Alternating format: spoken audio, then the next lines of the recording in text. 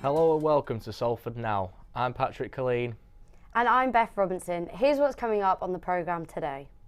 Bird flu is affecting Salford Quays and we want to find out why. Tomorrow's Holocaust Memorial Day, and to mark this, the Lowry has new work on show. And Transpennine Express could be dissolved. Our reporter Heather Davey will have more. But first, we've been speaking to music artist Nova Wave about how up-and-coming talent in the industry is getting out there during the cost of living crisis. Mia Williamson has more. It's full of live music and new artists. Having released his new single, GTFO, artist Nova Wave explains how it's harder for the working class to start in the industry due to the current economic state. I'm on a tight budget, so when the prices are going up, it's harder for me to be able to afford that space and actually make an event out of it.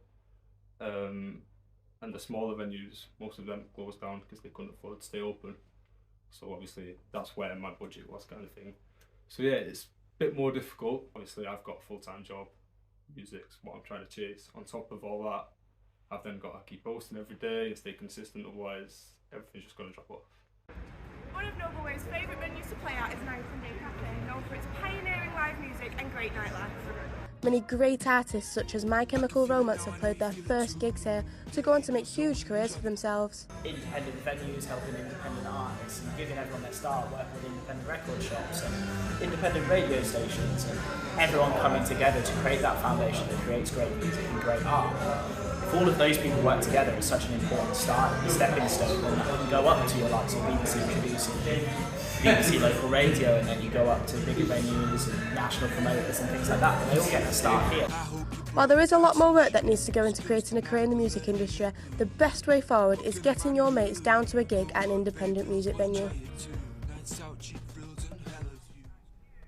There's been a new strain of bird flu around Salford Quays. Our reporter George Ike has more.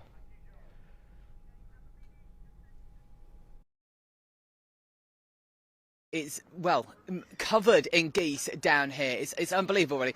And do you know what? Despite finding a dead bird yards behind me in the Salford Quays this morning, there's so many people here. Directly behind the camera, there's someone feeding geese. And it's halted water sports for 14 days. Every time a dead goose is found, it's 14 more days. We caught up with Steve Hitchin, who's a safety officer at Agecroft Rowing Club, who told us more about the issues. It's painful in the sense that we have to strip all our boats. You can see the size of our boats, and moving them is not easy.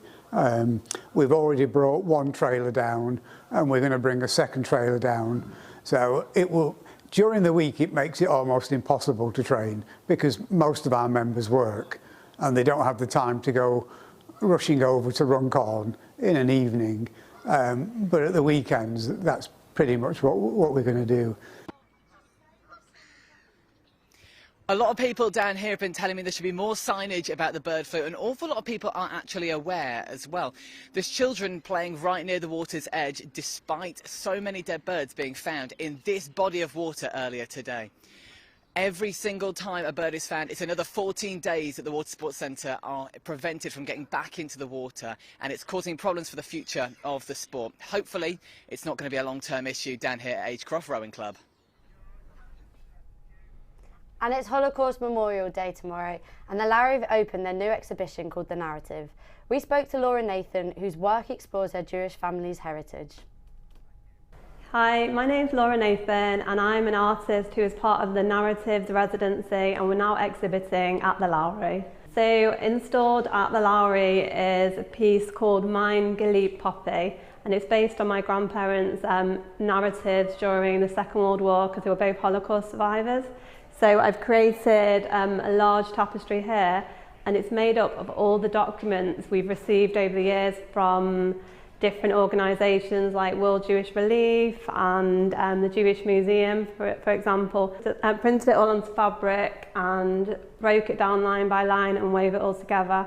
And that was my way of processing this very overwhelming collection of documents and trying to understand my grandparents' experience.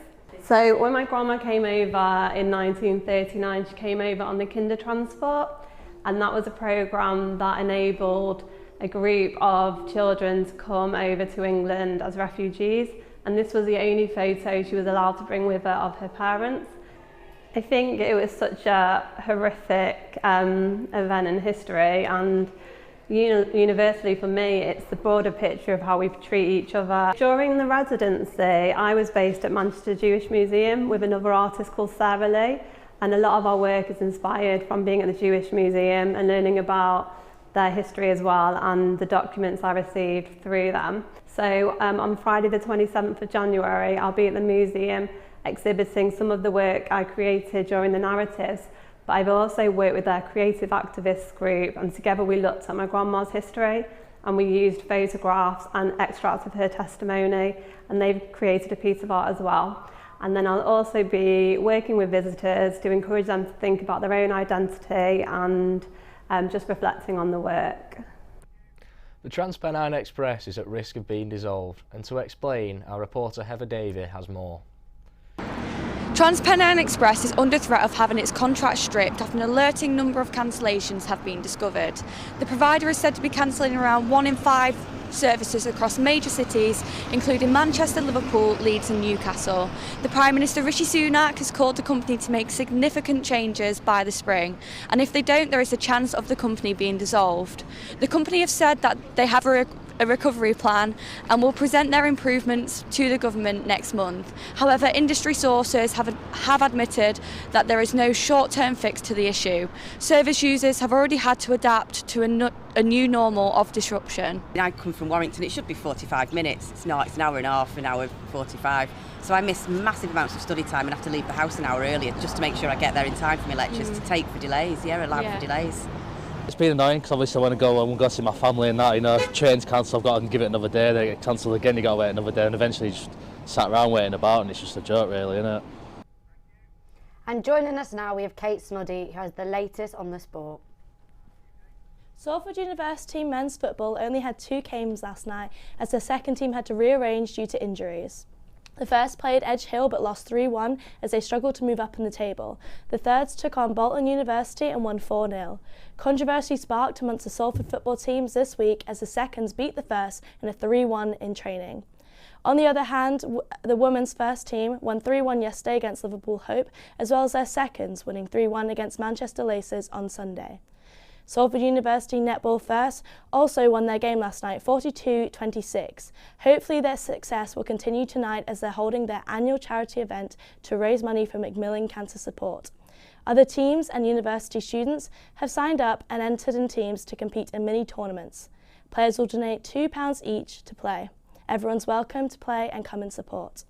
Salford City were hoping for another victory against Colchester United after their last encounter in 2021 where they won 2-0. They're in high hopes of reaching the playoffs. Salford midfielder Ethan Calbraith said, "I think the playoffs are massively realistic." However, they were slightly disappointed with their first 1-1 draw on Tuesday. Manchester United started off the week on the wrong foot with a tight defeat to Arsenal and a 3-2 loss, however came back stronger last night in the 2-0 victory against Nottingham Forest in the first leg of the EFL Cup semi-final. Taking it to the next level, Manchester United women started off the week with a 1-0 win against Reading on Sunday, taking them to the top of the Women's Super League, making them high contenders for the league title, which would be their first ever in the WSL. Now, as far as bad days at work go, Manchester Airport saw one of the worst recently. Izzy Norrison has more. Manchester Airport, where a British Airways steward made a very expensive mistake on her first day at work, which cost the company a staggering £50,000 due to setting off the inflatable safety slide moments before the plane was about to start. However, the steward isn't the only one who's made similar mistakes on their first day at work. So I started a job in Bolton at this gym spa thing, and on my first day they left me to close up on my own. So I was like, what am I turning off? So I turned off all these things thinking it was just the lights, and then the next day the whole pool was drained. Literally, there was no water in that pool. And I didn't go back after that. So basically when we first set up here, there was no power outlet, so then we basically couldn't operate, so we had nothing we can do, so it was a bit of a waste of time really, we couldn't really do anything. So it was my first day at the Lowry and I work in the bar, and this woman asked for a bottle of Prosecco and I didn't know how to actually open it. So I just gave it to her and she popped it open and it just flung off and went all down me. I was fuming. I was covered in Prosecco. Although the air steward got a serious talking to from their employers, their career should now take off after this rookie mistake. Patrick, have you ever had a bad first day at work?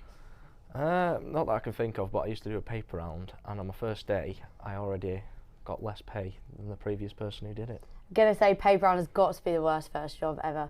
First time I did a paper round, absolutely awful. After 3 months, they called to say that the shop had closed down, so I was absolutely buzzing when it happened. I got sacked from my paper round. And that's all from us. See you next week on Salford Now.